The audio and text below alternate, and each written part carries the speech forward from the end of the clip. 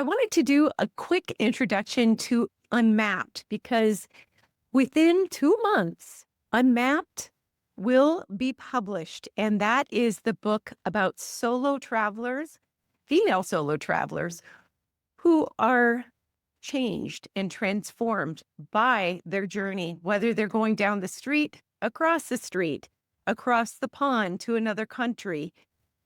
Every story in this book is so inspiring and or simply fun.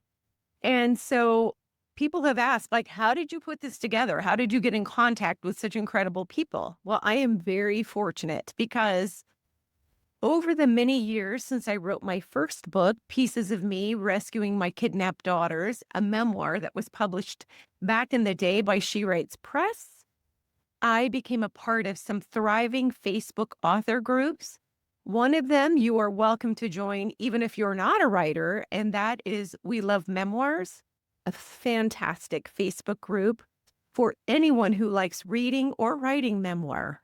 And another group is Women Writers, Women's Books. So if you are a female author, join that group. And they also have some promotional opportunities, both of these pages. One of them has paid opportunities that are fabulous.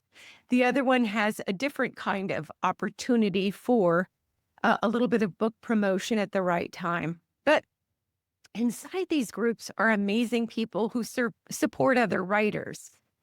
I've also, I've worked in the field of intimate partner violence and crime.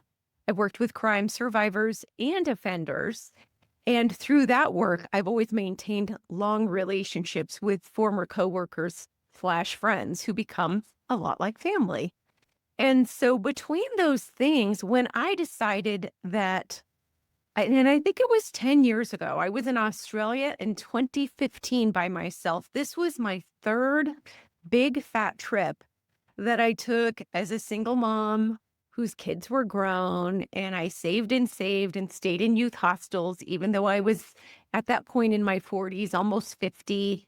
And well, I actually had to be 50 when I went to Australia because today actually is my birthday and I am 61. So yeah, I was 51 when I went to Australia.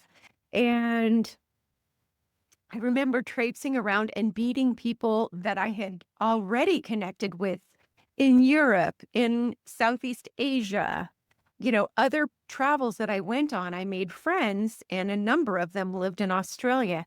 It just dawned on me I had been part of a solo women travel anthology way back in the day called A Girl's Guide to Traveling Alone, and I loved it. But I wanted to write one that talked about older women or women who use travel as a way to heal or rediscover themselves and to gain confidence and resilience.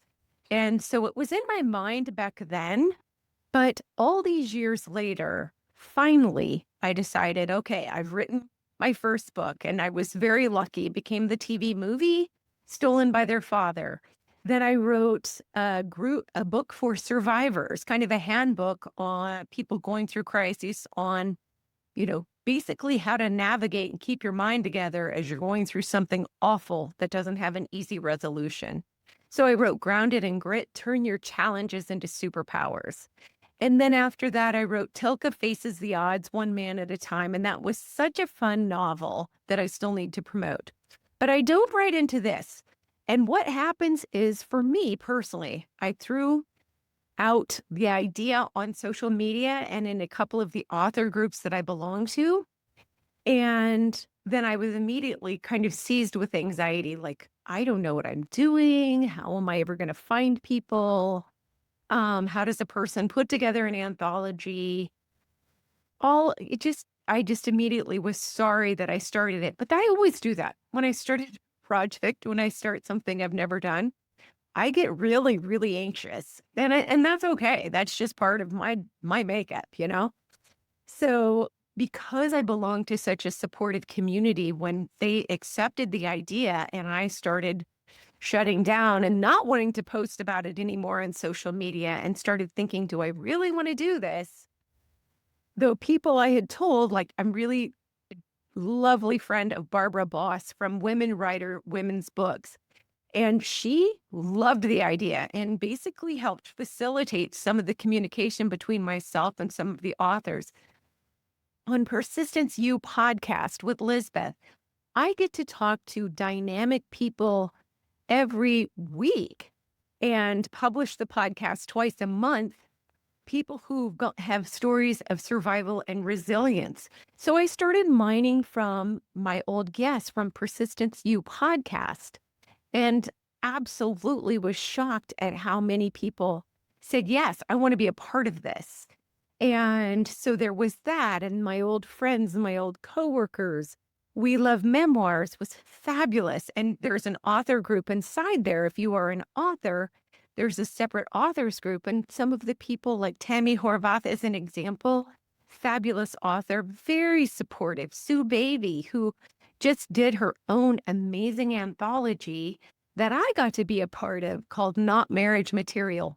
So much fun. From that, I mean, that's kind of how you develop author relationships and community. From that experience, even of writing in that a chapter in that book, or a little essay for her book, I got to be connected with her fabulous cover artist, Bjorn Larson. And so it went on and on. And so it just worked like that, little by little.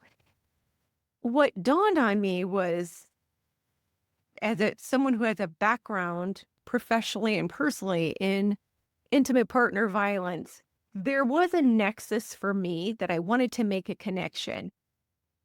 It dawned on me that absolutely people will say to a woman she was going to go walking alone, like I do most every night, to get exercise when it's not so hot out in the South. People will say, well, that's so dangerous. Don't do it. Or if you're going to travel out of state alone, or certainly out of the country alone, don't do it. It's so scary. Are you sure it's safe? And the truth is, life is dangerous, just in general. It's dangerous. But the most dangerous place for women remains at home. Intimate partner violence kills so many more women right at home than does solo traveling adventures. And by the way, solo travel can absolutely be scary and dangerous sometimes. Despite the best planning, it can go wrong. I don't want to minimize that. But life at home is still scary for far too many women in this country.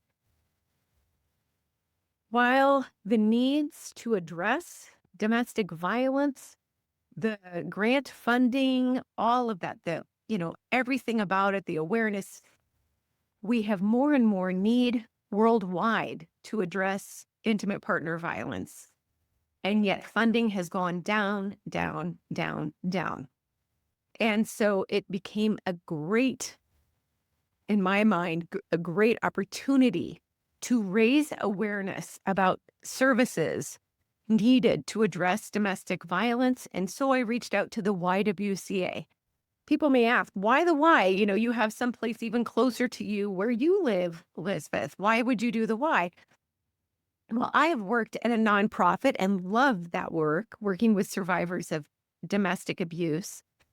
But I also want to work with an agency that has an established long-term history of empowering women and eliminating racism. And I wanted something that was worldwide. This book, we have contributors from all over the globe. There aren't tons of them. This is not going to be a huge book, but we have contributors that are dynamic women from all over the globe. And I wanted to be able to donate half the royalties to and the awareness for the YWCA's work and help build back up people understanding the problem that our society faces inside of families, inside of relationships, that we must address and that we must all be a part of to create a solution. So that's how this story, this book, this anthology finally became knit together. I'm so excited. So this is August 11th, and within 2 months, we should have Unmapped available wherever books are sold. It doesn't mean it'll be on retailer shelves. It'll be orderable there or online. So that is an important distinction. I want it to be wide, and I'm excited that the YWCA in Knoxville, Tennessee appears so interested in helping launch the book. There will be other promotional opportunities, and I want to introduce you to the amazing and dynamic authors. They do not all come from abusive relationships whatsoever. Some have, just as the human experience, and plenty have not. But they'll share their stories, their journeys, and they do it with an open and authentic heart. And I absolutely love it. One of the most important things to remember about problems like intimate partner violence is that it flourishes in silence and it flourishes in isolation. And so when we connect, whether it's online or in person, and share our stories, we weaken that link and we provide a lot of hope. So that is the behind the scenes of how this began. And I hope you will be as excited as I am.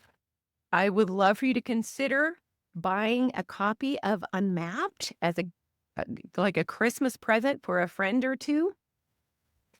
Consider if you have a book group, hosting myself or one of the authors for your book group via Zoom.